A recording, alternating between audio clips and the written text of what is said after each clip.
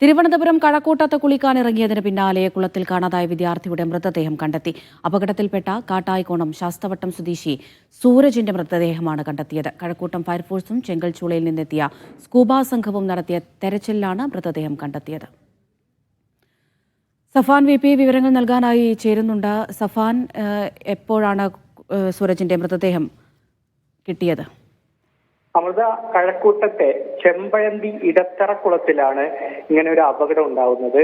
കാട്ടായിക്കോണം ശാസ്തവട്ട സ്വദേശി സൂരജാണ് അപകടത്തിൽ മരിച്ചത്. ഉച്ചയ്ക്ക് 1 മണിക്ക് ശേഷമായിരുന്നു ഇങ്ങനെ ഒരു അപകടം സംഭവിക്കുന്നത്. തുടർന്ന് 1 മണിക്കൂറോളം നീണ്ട തെരച്ചിലിനൊടുവിൽ മൃതദേഹം ലഭിക്കുകയായിരുന്നു. 9 പേരടങ്ങുന്ന സുഹൃത്തുക്കൾക്കൊപ്പം സഹപാഠികൾക്കൊപ്പം കുളിക്കാൻ ഇറങ്ങിയപ്പോഴാണ് സൂരജ് വെള്ളത്തിൽ മുങ്ങുന്നത്, ഇങ്ങനെ ഒരു അപകടത്തിൽപ്പെടുന്നത്.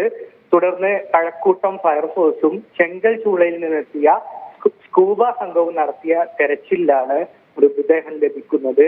തുണ്ടത്തിൽ MVHSS സ്കൂളിലെ +2 വിദ്യാർത്ഥിയാണ് മരിച്ച സൂരജ്. അമൃത. ശരി, സഫാൻ വി പി ആണ് തിരുവനന്തപുരത്ത് നിന്ന് വിവരങ്ങൾ നൽകിയത്.